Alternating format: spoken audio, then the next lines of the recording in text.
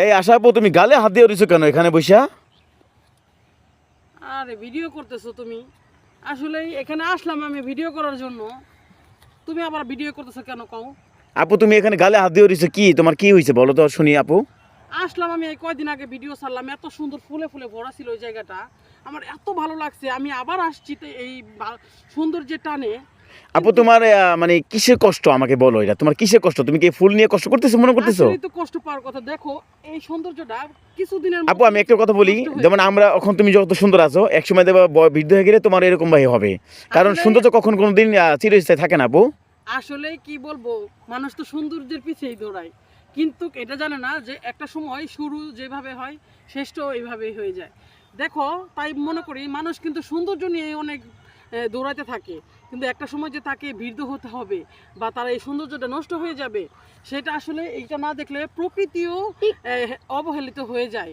কিন্তু আমরা মানুষ হয়েও মানুষকে বুঝতে পারি না যে সৌন্দর্য বেশি দিন থাকে না। আপু একটা জিনিস খেয়াল করবা, তুমি কয়দিন আগে এই জায়গায় ভিডিও করছো, কত সুন্দর গেছিল। এখন তুমি দেখছো ঘাসগুলি ফুলগুলি কিভাবে কিভাবে মরে গেছে। সেটার জন্যই কষ্ট পাইতেছি যে এইভাবেই একটা সময় সবারই শুরু হবে সৌন্দর্য নিয়ে, শেষ হবে এইভাবেই শেষ হয়ে যাবে পরিণত। তার জন্যই আমার খুব কষ্ট লাগতেছে। আসলে এটা ভিডিওটা করা শুধু যারা সৌন্দর্যের পূজারী তাদের জন্য ভিডিওটা করা, কিন্তু আসলে সৌন্দর্য দেখেই সবাই কাউকে জাজেস করবেন না। মনের ভালোবাসাটা, মনের সৌন্দর্যটা হলো সৌন্দর্য। আপনি যদি মন দিয়ে দেখেন তাহলে এই সৌন্দর্যটা বেড়ে যাবে দ্বিগুণ। আর যদি এই সৌন্দর্যের পিছে দৌড়ান, কোনোদিনও আপনি ভালো কোনো কিছু দেখতে পারবেন না, অসৌন্দর্যই দেখতে পারবেন। তাই আপু বলি, তুমি অনেক সুন্দর কথা বলছো আপু, তোমার কথাকে আমি অনেক ভালো মনে করলাম আপু। আমি একটা কথা বলতে চাই, তুমি কিসের টানে তুমি মানে এতটা এক্সাইটেড হয়ে গেলাম, আমি এটা যদি বলতে আপু।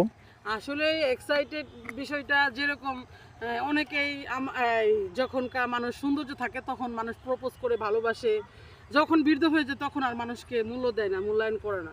তাই বলে কি যে সবাইকেই গুরুত্ব দেন আর সবার পাশে থাকেন, যে যেরকম থাকেন না কেন সেটা নিয়ে আলহামদুলিল্লাহ থাকবেন।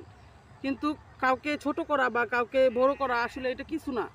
আপনি আসছেন দুনিয়ার মাঝে 2 দিনের দুনিয়া, কিন্তু আপনি কখন আপনার চলে যেতে হবে আপনি কিন্তু জানেন না, জানলে পরে আপনি 5 ওয়াক্ত নামাজ পড়তে থাকতেন।